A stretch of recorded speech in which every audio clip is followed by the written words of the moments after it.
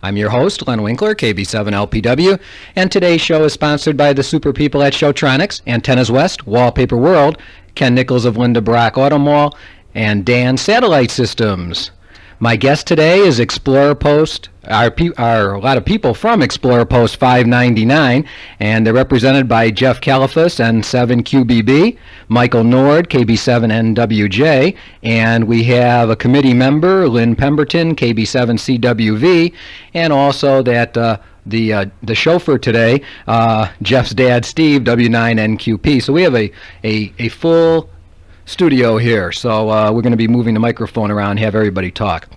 We'll find out what the youth of amateur radio is all about. So welcome, guys and gals. Okay. Our purpose, again, will be to discuss the youth, which is the future and what it's doing and how easy it is to become a ham radio operator. I know one of these people here supposedly learned the code in one day. Okay. I want to thank again last week Al Gross, the father of personal use radio, and for being here. And I guess I could say that last week we had an older person, and this year we have the youth of America, his grandchildren, so to speak. So it's kind of nice that we're going from the father of personal use radio to who's going to be the future of personal use radio. I invite all listeners to give us a call at 241-1510, 241-1510, or 1-800-293-KFNN. If you have any announcements, any questions, you want to buy, sell, or trade any equipment, just by all means give us a call. I want to thank, again, I really want to emphasize Al Gross, W8PAL, for being my guest last week. Al received at his place of work 6 phone calls from non-hams wanting to know how to become a ham radio operator, where to get information about ham radio, and also asked Al some technical questions, as a few of them are going to ASU for electrical engineering degrees. And I want to thank all of you for calling, listening, and participating. We'll have Al Gross as a guest again sometime in the near future. Now, for the next 2 weeks, we're going to have, after today, we're going to discuss packet radio, what it is, how TNCs differ, how to begin in packet radio, how to use step-by-step packet radio, what nodes are all about, how to get the most out of the bulletin boards.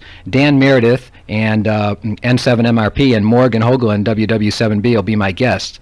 So it's going to be kind of interesting. If you ever want to really know what packet radio is all about, tune in for the next 2 weeks. And we'll discuss satellite television on September 8th. Our guest will be... on September 1st, we'll be discussing satellite TV, and on September 8th, our guest will be Bernie Sasak of the ARRL. He'll be from Tucson, and he's the Arizona section manager for the ARRL, so that'll be very interesting. So form your questions now for Bernie. And on September 15, we'll have George Hands from the West Valley Amateur Radio Club and Neil Sheldon from the Scottsdale Club in studio, and we'll discuss interference problems, all the RFI problems, and how to help prevent them, how to get rid of them, hopefully, and how to handle your neighbors if they get upset over them. So don't miss a single show. If you want a tape of any show, drop me a note, and I can get back to you. All I want is a blank cassette, and I'll be happy to make you a copy of one of the shows. Again, want to encourage all of you to send in your QSL cards, and all of you non-hams send in a postcard so I can send back a QSL card with KFNN and KB7LPW on it. It'll be entered into our prize drawing, which absolutely will be held today. And our address is Len Winkler, KFNN Radio, 4800 North Central, Phoenix, Arizona, 85012. That's 4800 North Central, Phoenix, 85012. Again, our number 241-1510 or 1-800-293-5366.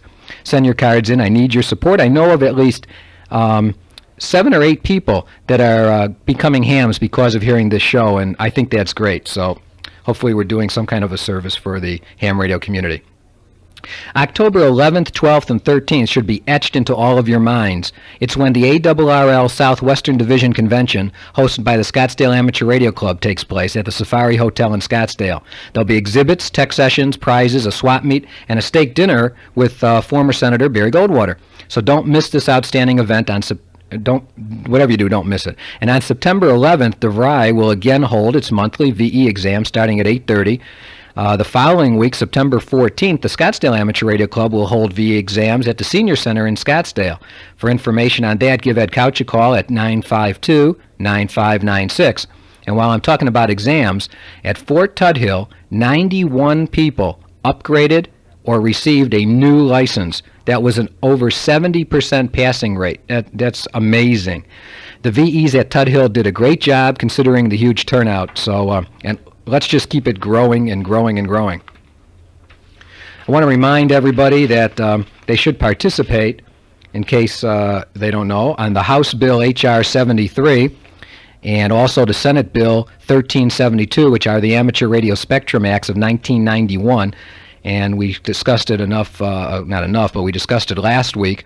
And suffice to say that everybody there should be sending a letter, at least in my opinion, to your representative, whether they be John Rose or Bob Stump or John Kaya or Jim Colby or Senator McCain or DeConcini, and telling them that you'd like them to support the two spectrum bills. Last night we had another transmitter hunt, and the team of Mike Zussman and Dave Colley and Doug May, Team Alpha, were the hiders, and they really took, a couple weeks ago we had a show with Joe Mell, who is the transmitter guru, who wrote a book about it from California, and we're talking about the sport of amateur radio. And certainly the Team Alpha took the sport of amateur radio to its heights yesterday by having it at the top of the hardest to climb area of Squaw Peak. And we didn't, my team, the Yuppies and Puppy team, came in second again, two months in a row. John Moore, NJ7E, the head Yuppie in our group, found that it was pretty high up there, and so some of us couldn't quite get all the way to the top to get the transmitter, but we were second there. The winning team was the team of the Jumping Jacks, the JJs, the Jumping Jacks, and that team consisted of Bill, Bob, and Jackie. Bill, AA7GU, Bob, WB7SMU, and Jackie, WB7SMT. And congratulations to the Jumping Jacks, and they'll be hiding next month. And I just want to remind everybody that at the Southwest Division Convention on Sunday morning, we're going to have a tea hunt, and it's going to be kind of an interesting one. Plans are being put underway right now for possibly having a tea hunt that involves not only the first one to get there, but also efficiency. So everybody make plans. It's kind of fun. I enjoy it. I want to remind everybody that the October issue of CQ Magazine will feature an article about Frank Smith, the Vice President of West Valley Club, AA7FM, so everybody should read that. Also, novice and no-code tech classes will begin in October, to register, call Jack Dow, KE7ZQ, at 584-5284. So if you're interested in becoming a ham radio operator, novice and no-code tech classes will begin in October. Give them a call. Antennas West, the only place to go if you need an antenna. And I don't know of any ham that, well, if any ham out there can operate their station without one, please give me a call. Jim Stevens, the owner of Antennas West, is extremely knowledgeable in all aspects of antennas. If you live in an area that restricts the use of an antenna, its height, etc., Jim has the antenna for you. Whether it's for 2 meters, 20 meters, 40, 80, or 10 meters, Antennas West has the antenna that can work for your particular situation. No kidding. If you were at Tudhill and at his seminars, you know Jim has it and knows it all. And if you have not had the pleasure of meeting and talking to Jim, I can tell you he does. In fact, have the answer to almost every question about antennas is what Jim has. Antennas West also is the source for your QSL cards. He can have them made in as fast as 1 day. He also carries the famous quick launch antenna installation system, the world famous now Tiger's Tail, solar supplies, and much, much more. Jim will be at the Southwestern Convention with Lou McCoy, the antenna editor for CQ Magazine, and they'll present a seminar on antennas. So for the real, and I mean real source for antennas, give Jim at Antennas West a toll-free call today, 1-800-926-7373. 1-800-926-7373. Tell Jim you heard about it on ham radio and more for a special price, especially on those Tiger Tails, because he's raised the price, but if you mention ham radio and more, you'll get them at a bargain deal. That's 1-800-926-7373. No, we haven't forgotten about you guys. So Let's hear first about all of you and how'd you get interested in ham radio. Jeff, why don't we start with you, since you're the president of the of Post 599 and let's see, N7QBB, and you've been a ham for how long? 8 months. Okay, and just tell us how you got into ham radio and just a little about yourself. Okay, well, I'm 15 years old, and I'm currently the president of the Explorer Post, and really I just got interested in amateur radio through my dad. He's been a ham for over 30 years now, and it was just interesting to see everything that was going on, and he's the one who encouraged me and kept bugging me to keep practicing and all that on my license, and eventually I got it.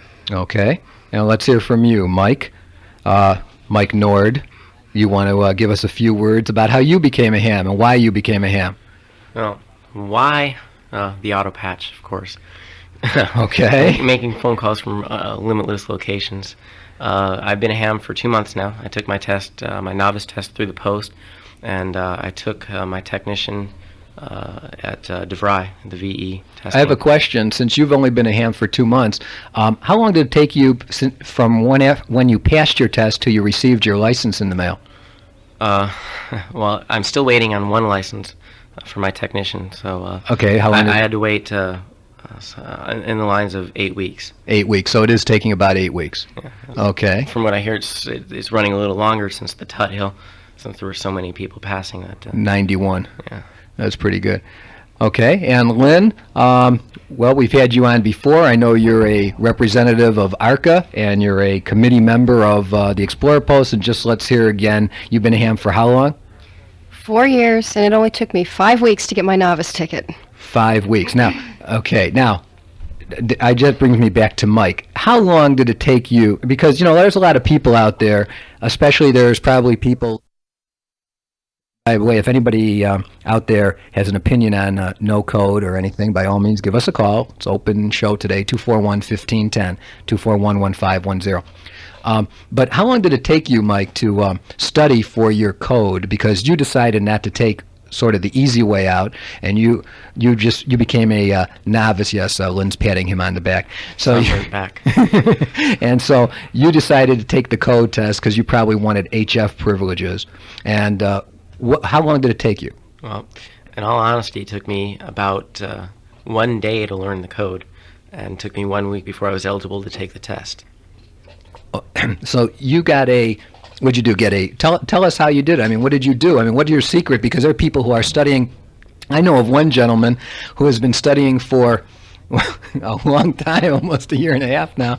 And I mean, I'm not laughing at him, but I mean, he's spent a year and a half to take the code, and you've done it in 1 day. Do you have a secret, or? Well, it was a combination of two things. The gentleman who taught me the code in the class that we had at DeVry and with the post, he taught me quite a bit of characters in 1 day that pretty much stuck with me. It was mostly numbers. And on the code test, numbers are worth 2 points, 2 characters, and you have to get 25 characters in a row right. I basically passed my first test on an address, a long address, a lot of numbers. Okay. The first time I passed the test, they just wanted to make sure I really knew it. They thought it was amazing that someone would learn it so fast. So I took the test 2 more times and passed both times before they would actually allow me to have my 610 form sent in. So, and you also, how long did it take you to learn the theory? Because you also have to pass the theory, of course. The theory was complete guesswork. Well, that's not good. You're supposed I know to it now. know it. I know it now. I just passed my technician. I know it now. But when I was handed the test, I was told that was not the real test, that I was practicing just to see what I had to learn.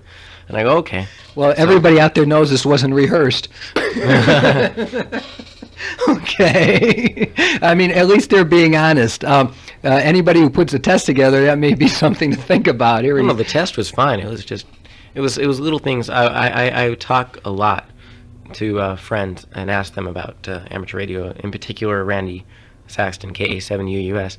I asked him a lot, and that taught me just about the theory I needed to know. Were you on two-way radio before you became a ham radio operator? CB. Oh, that's okay. Exactly. Okay, tell us, who wants to take it? Tell us a little about sailing and water skiing, and for the whole weekend. They went up and spent, a group of them spent 2 nights on the boat, and the other ones spent 1 night on the boat. And they came back, and one of them was Mike, and he's sunburned and sitting over here, so... I'm a crispy critter. Yeah. I thought that was you were red because you were embarrassed or something. You really sunburned? Well, it was we were on sailboats for 2 days, middle of Lake Roosevelt, and I put the sunscreen on in most places, but not every place. Well, it's obviously you didn't put it on your nose or your cheeks, because they're pretty red. Well, what can I say? But okay, what other activities? Okay, well, some of them in the past was like Fort Tuthill. We went up and we spent a weekend up there at Fort Tuthill and had our booth. And this was actually, I think, the first Tuthill in a couple years that we hadn't done food service. And yeah, and it was free. What was that, Lynn? I said thank God. Oh. Just one quick thing to interject here. The kids all decided to do this because we'd been doing a lot of fundraisers and work, and no play, so we decided to make this year a year that we could just kick back and have some fun. Yeah, the whole weekend was free, and post members didn't even have to cook their own meals. Wayne Hardy, KB7BCB. Don't get so overjoyed. Wayne, KB7BCB, was the cook, and he bought all the food, and it was no work required, just a matter of having fun. And some upcoming stuff we have in first weekend in September. Okay, let's get to that in a minute, because we do have a winner, and we don't want to keep anybody holding for a long time, because then they get mad at me. So let's see what we got here. Okay, Damon Stewart, KB7 FUT, and everybody here is laughing. Okay, welcome to Ham Radio and More. Hello. Why are they all laughing in studio? I don't know. Maybe it's because, well, I've been a member of the Post for a few years now. I don't exactly remember Nancy, but I do know that she was a president. That's correct, Nancy Hull, right? And what was the call? You didn't have to give that. What did you know the call? KA7VYV. VYV. And you still a member, Damon? Yes, I am. How old are you? I'm 15. And so how long have you been a member? 3 years. Hey, that's pretty good. And so you got your license, what, when you were 12? Obviously, right? Yeah. Okay. And what are you, you tech class? Yes, I am. Very good. Well, here's what you're going to win. Now, this is really, I think, a super thing. It's called a QSL T-shirt. Now, are you a DXer? Yeah, I talk on 10 meters quite often. You have QSL cards? Yes, I do. Okay, here's what happens. You send to QSL T-shirts a copy, or you send them your QSL card, and what they will do is they will make a giant full-color enlargement of your QSL card and put it on a cotton poly or a 100% cotton T-shirt, and I think that's a great idea. I know I saw Sandy Farley, N7PQP, at the Scottsdale Amateur Radio Club last week, and she was wearing one, and it really looked fantastic. Sandy is selling them. They are like $20 each, I believe. Anybody who's interested in a QSL T-shirt, I'd be happy to give out her the phone number where you can leave a name and phone number, and she'll get back to you. But you're going to get it, QSL T-shirt from Sandy Farley, N7PQP, and she'll get in touch with you sometime during the week to get to tell you how to get a hold of your QSL card. That sounds pretty neat. Isn't that a good idea? No one else, I haven't seen anybody else come up with that idea. Well, I've seen one other person with one. He had a picture of a moon on a full-color picture of the moon with his call sign across the top. I thought it was pretty neat. Well, it might be the same thing, or it may not be his QSL card. But this is kind of neat, where anybody can send their QSL card, and for $20, basically get a T-shirt with it on there. I think it's kind of neat anyway. I appreciate your calling, and Sandy will get a hold of you, Damon, and you'll get one. Okay, thank you. Thanks for participating. Bye-bye. Okay, and the address, or the phone number, I should say, to give Sandy Farley a call is 942-0832, 942-0832, if you're interested in getting a QSL T-shirt, and you leave your name and phone number, and she will call you back. That's 942-0832. QSL T-shirts. I think that's kind of neat. Okay. I want to welcome on board a new sponsor for ham radio and more. And I really appreciate each and every one of my sponsors. I go to their establishments. I make sure that they're there and they're fairly reputable, et cetera, and of course they're helping promote and keep ham radio on the airwaves, and which of course I really appreciate. And our new sponsor is Dan's Satellite Systems at the corner where 51st Avenue, Bethany Home Road, and Grand Avenue all meet. You can't miss it. Are you tired of the high cost of cable? Are you tired of having your cable go out on you each time it rains? I know when I used to have cable, that's what happened to me. Want more viewing and listening choices than cable can ever offer? You want the ability to listen to stereo audio services from all over the world? Jazz from New Orleans or rap from New York?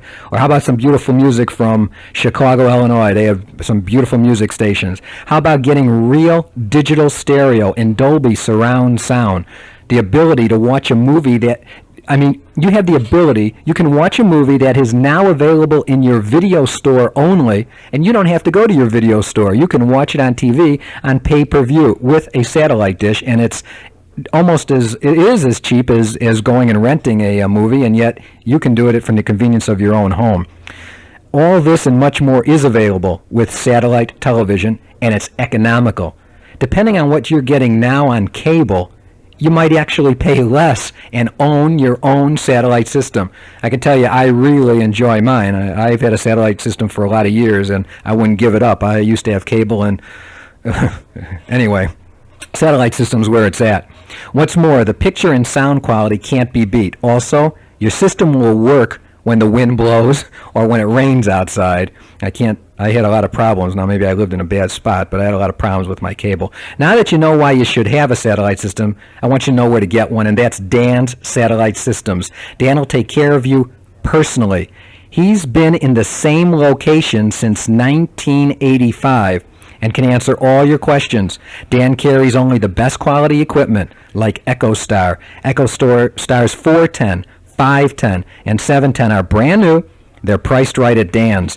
They are receiver, actuator, and descrambler all in one small unit. They also come with remote control units. Dan does it all too. He'll come out and give you a free site survey with no obligation. He has 100% financing available with approved credit. It only takes 1 day to completely install your new satellite system, just so that you can use it. So why not give Dan a call today? He'll quote you a special ham radio and more price, or he can come out and do an on-site survey and give you a price. You pick the unit you want with the features you want, and you have it installed almost immediately. Dan's prices include everything, including installation. If you know, that's certainly something that he does, and he'll give you an installed price. All you do is turn it on and enjoy. Why don't you give him a call? 233-1515. 233-1515. Dan Satellite Systems. Tell Dan Len Winkler sent you in. Also, remember, Dan also has the lowest prices on any big screen TV you might want. I don't care what the brand is. He carries a few in stock, but if you ask Dan, he'll get you the best price on a big screen television. 233-1515. Just remember, mention Ham Radio and More, and he'll give you a 50% discount on installation, and that's a savings of a couple $100. So mention Ham Radio and More. 233-1515. Okay, we were talking about the activities, and I know you went to the airport just recently. Yes. Where did you go that we regular peons couldn't go into and see? Okay, it was a couple weeks ago for our Fifth Wednesday activity. We took a tour of the Sky Harbor Tower, not the old tower, but the new one.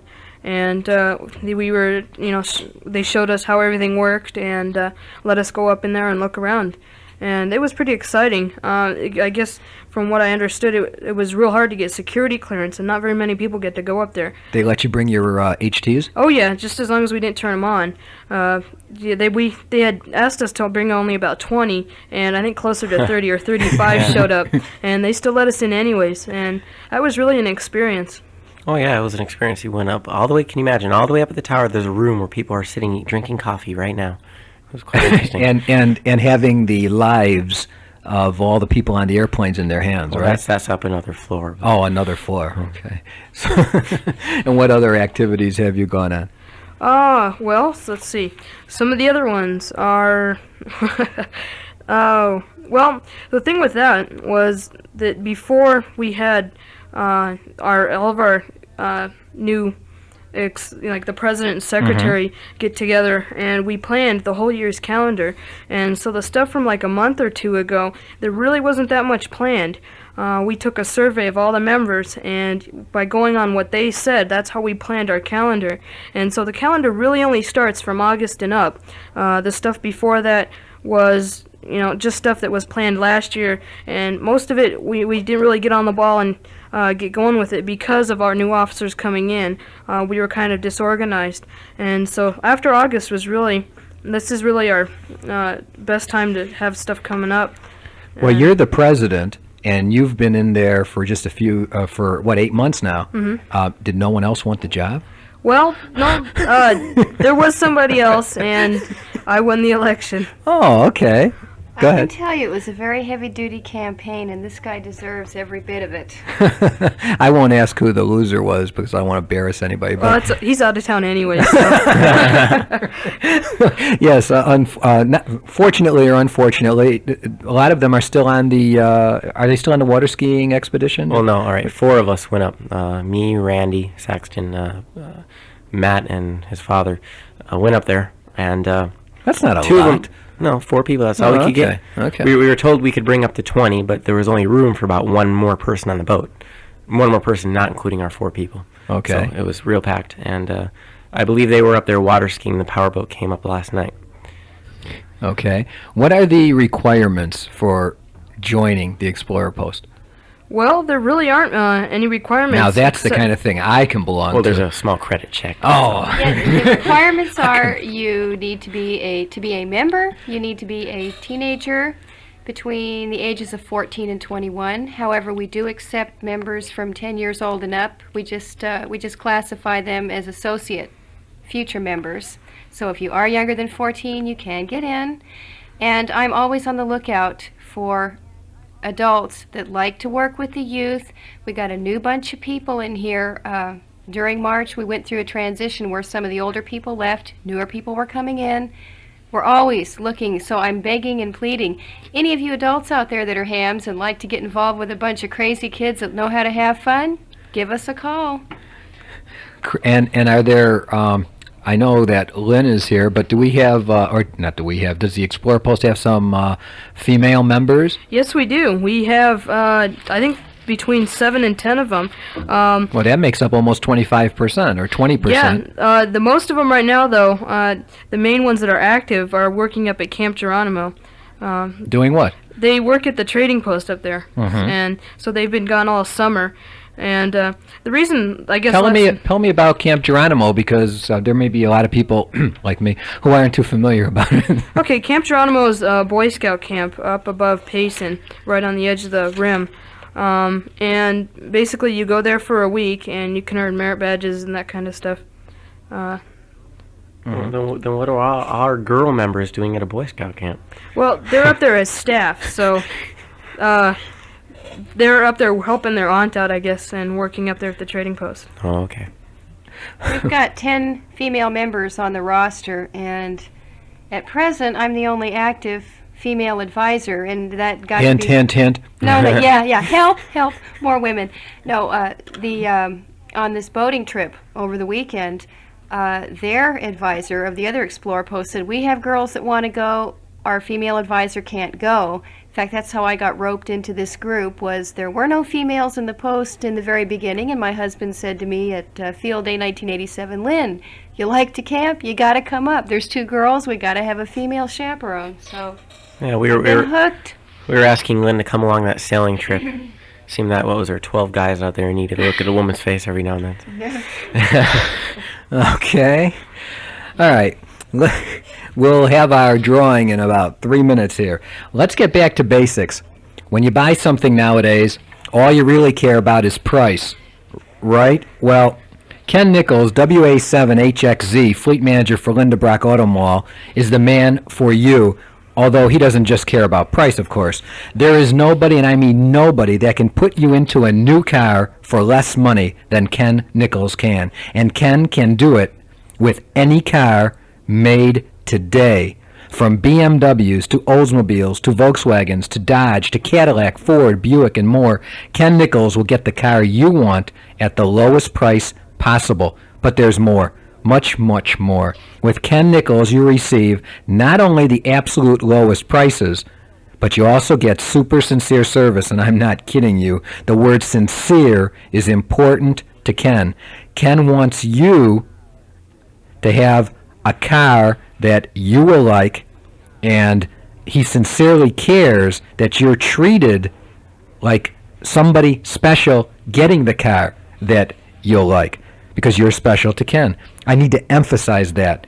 And I need to emphasize also that if you walk into Linda Brock, you cannot just walk up to Ken and get his prices. Ken Nichols would not normally come and assist you. He is the fleet manager. He's not the salesman on the floor.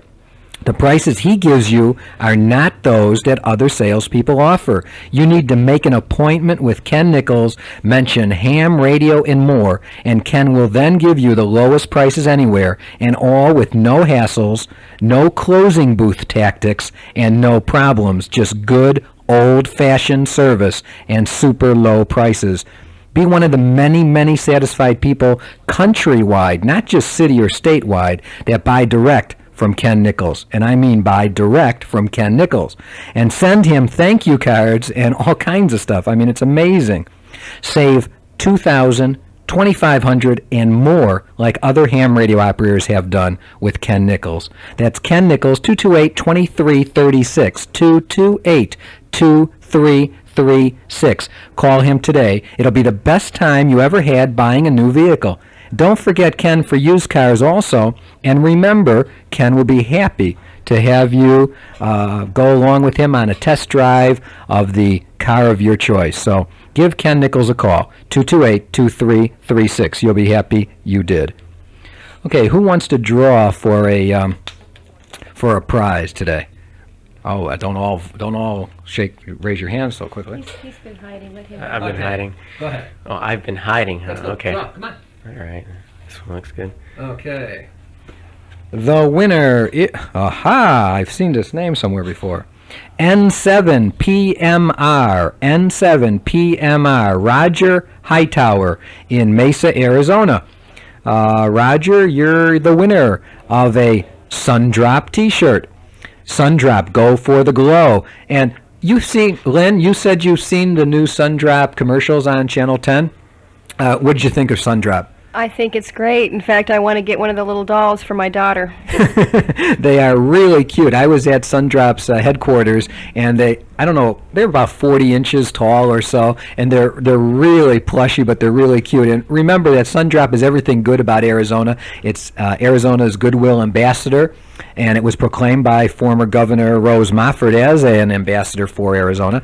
And I mean, there's something good about Arizona, the Sundrop. And other states have raindrops. We in Arizona have the Sundrop. For more information about Sundrop, just call 275-7450. That's 275-7450. And Jerry or June would be able to assist you and tell you about Sundrop. But Roger, you're going to be contacted by Sundrop, and you'll receive a t-shirt. So thank you for sending your QSL card in. And everybody else out there, remember, send them to Len Winkler, KFNN Radio, 4800 North Central, Phoenix, 85012. I appreciate it. Okay. What's next on the agenda? Let's see. We've got how old you need to be. You've got some girls involved in the Explorer Post. When does it meet? Okay, the Explorer Post meets every Wednesday at DeVry Institute of Technology on Dunlap.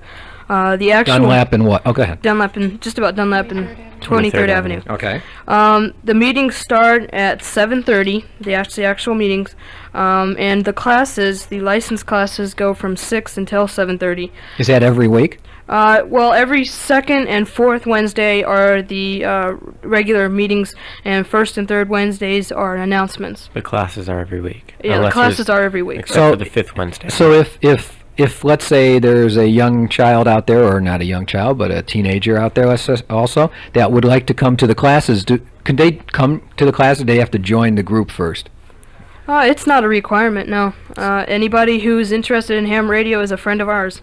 Okay, so they can come to, and what are you teaching at the class? Who's teaching it, and what are they teaching? Well, right now they're teaching a technician code, I believe, and Wait a minute. What do you mean technician code? Technician theory and 5 words Technician, per minute code yeah. for novice. Okay. And the teacher's name is Wes. I forget his last name. Peckham. Yes, N7MUL, and he's doing the teaching right now. Is there a charge? No, there's not. So anybody out there who wants to become a ham radio operator that's youthful, you're not looking for 45-year-olds or 35-year-olds. So go ahead, Lynn. That doesn't even matter. We had somebody in here that was 70 some odd years old coming in to take a novice class with us. Oh, really? So it doesn't matter. So It's there's no open. requirement as to age. Okay, so Nope, and that's not. every single week. I don't think everybody knows that. I mean, I thought it was every other week or something, and I wasn't. Okay, so you have it at what time now? Let's say that again. 6 o'clock. 6 o'clock. Everybody's invited at DeVry, and the address again is. HTs. And it doesn't matter in what stage. In other words, if you have never studied, they'll still help you. Right. They taught me code in a day, so I still don't know how you did that. no one does. I mean, it took me a full week and a half. I mean, so how could, in one day, I mean, And learn dits and das. So. if there's any other Explorer Post members out there that are in town this week, give us a call at 241-1510. These guys want to answer a phone call. I mean, just call and ask them how they are or something, because they feel like nobody is listening to them. So give us a call at 241-1510 or 1-800-293-5366, and at least ask Jeff a question. He's got his notes here. He's well prepared, and there must be something you guys want to know, or some youth wants to know out there and was afraid to ask. What do you find the most interesting? Anybody, Jeff or Mike? What do you find the most interesting about ham radio? I know you're going to say the auto patch. Jeff, what do you find the most interesting about ham radio since you've been in it 8 months? Just the overall communication. Talked to anybody in Florida or Canada before from my room using an HT, and that was just amazing to me. And I don't know, just like getting out and talking to your friends and being able to use the phone when your mom's home. That's kind of nice. I was out in the middle of a sailboat this weekend making auto patches. This was amazing. There were a whole bunch of kids that had no idea what an auto patch was. They thought I was walking around with the CB. They kept asking me how many channels it had. And I was making phone calls for them. It's wild. Well, it's actually a very good thing to have for emergencies. I mean, all kidding aside, I love my 9-year-old daughter. Hopefully she'll pass at DeVry next month for her test. And I'd love her to have her own HT when she not to school or something. I don't know if everybody agrees with this or not, but if something, God forbid, happened, she could make a phone call, and she would, if hopefully had the opportunity to do that. And I think that it's a great thing for kids to get involved with, especially like all the civil defense, not civil defense, but what am I thinking of? All the different things, public events, public awareness events that we need to do, public service events. I can't remember the words. Public service events that you guys get involved with, and that ham. I think it's fantastic, and I applaud the youth for taking the test. Obviously, and this is not to demean Michael over there, but obviously it can't be that difficult to pass the exam if I'll tell you my story. I'm a bonehead as far as electronics are concerned. My field of expertise is in fine arts and medical science. And if I can pass it, anyone can. Okay. Well, do you have a comment on that, Mike? No, I'll refrain. Thank you. That was He knows what's good for that's him. the first. That's the first. Him refrain from that. What have any of you found since you've been a ham radio operator that you didn't really expect? Has there been anything like, oh, I didn't know that, or something, the most unusual thing that you've seen in ham radio, or what would you like changed with ham radio?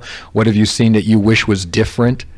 You know, this is the youth coming up, and you know they may make the laws sometime in the future. God forbid. I don't know. I like ham radio the way it is. I don't think I'd change a thing, except for I think they should give us some of our frequencies back that they keep taking. That's. Well, unfortunately, you're not 18 and you can't vote yet, but you can still send a letter. Concerned citizen, because you are a citizen, send a letter to the Senate and to your senator and congressman. Have any of you done that? No? Yeah. Lynn has. Okay, good. And that's what you need to do when you get home. What frequencies do you guys mostly spend time on?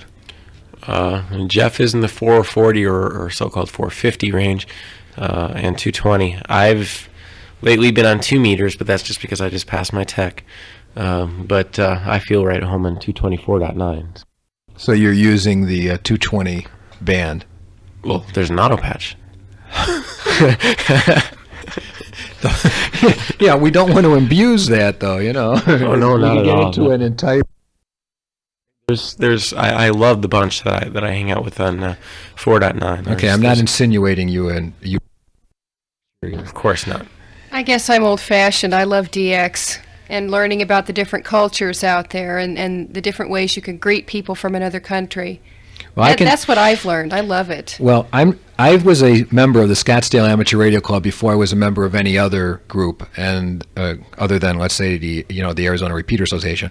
But recently, I've gone to every club almost in the Valley that I know of. I went to a meeting, and I think that the DX meetings, and this is not to take away from any other club, but the DX meetings are absolutely interesting. I mean, this last month, we had, and I apologize for not having his name or anything, but a gentleman that was in Mexico, slides showing us about the city in Mexico, and I found that extremely interesting. I never heard of that city. Now maybe I'm naive, but I just never heard of that particular city.